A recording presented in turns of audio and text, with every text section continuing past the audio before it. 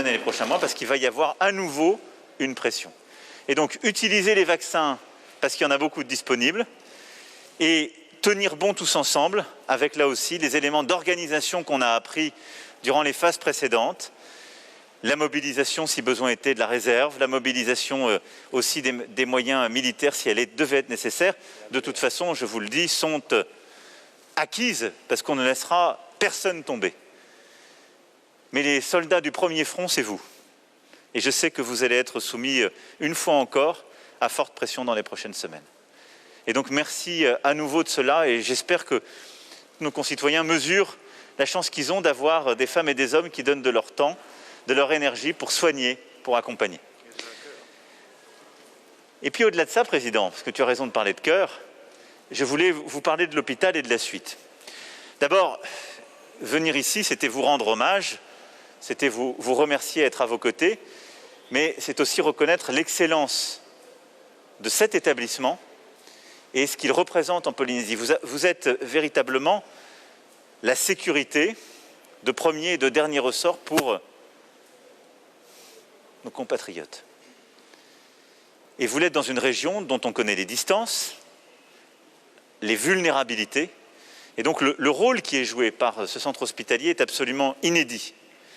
Couvrir avec un centre hospitalier un territoire qui équivaut à la surface de l'Europe, le faire avec de l'excellence médicale, avec tant de spécialités, avec justement cette présence est absolument essentiel. Et donc je me félicite que nous soyons à vos côtés, qu'on vous accompagne.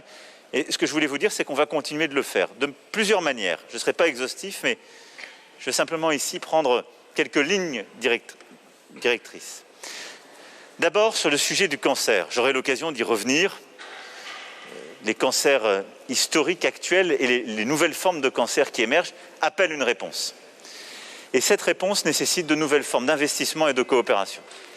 Et donc je veux ici vous dire que la décision a été prise, d'abord de lancer une nouvelle série de coopérations avec le CHU de Bordeaux, partenaire que vous connaissez bien, avec Unicancer aussi et l'ensemble des partenaires hexagonaux justement de notre stratégie cancer pour développer formation, équipement et aussi réseau de soins adaptés pour les différents cancers de spécialité auxquels vous êtes les plus exposés. La réponse ne sera pas de créer un bâtiment unique. La réponse, ça va être de déployer autour du CH, qui est vraiment la rotule, qui sera le vaisseau amiral, mais une stratégie oncologie, spécialité par spécialité, à travers ces partenariats pour apporter les meilleures réponses et développer de l'excellence sur tel type de cancer dans le monde hospitalier, de développer peut-être d'autres centres de soins déployés sur le territoire, de développer du soin et de l'hospitalisation à domicile sur certaines autres formes, en tout cas aussi clairement des stratégies de dépistage bien mieux organisées.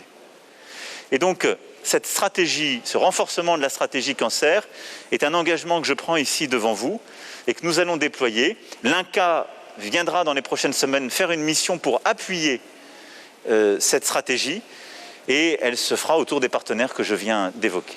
Ensuite, j'ai entendu ce qui m'a été dit sur les spécialités qui sont aujourd'hui peut-être encore insuffisamment développées et donc en particulier pour la pédiatrie, plusieurs y sont revenus et nous l'avons identifié. Nous allons là aussi déployer une mission qui permettra d'identifier ce qu'on peut faire pour accompagner le centre hospitalier et l'ensemble des équipes pour avoir une réponse plus adaptée et éviter justement que cette pression ne repose sur les équipes existantes, compte tenu de ce que vous représentez pour l'ensemble de la population et de toute la région. Et puis enfin, je veux ici aussi prendre un engagement très clair, c'est que nous continuerons d'être là en termes de continuité territoriale et de vecteurs.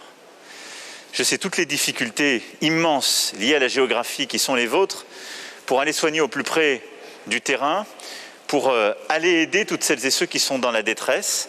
Et une fois encore, je salue cette mobilisation. Nous savons les défaillances qui ont pu exister, qui ne sont pas de votre fait ni de celle de l'État.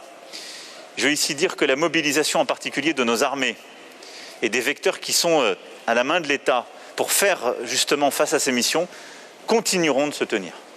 Et là aussi,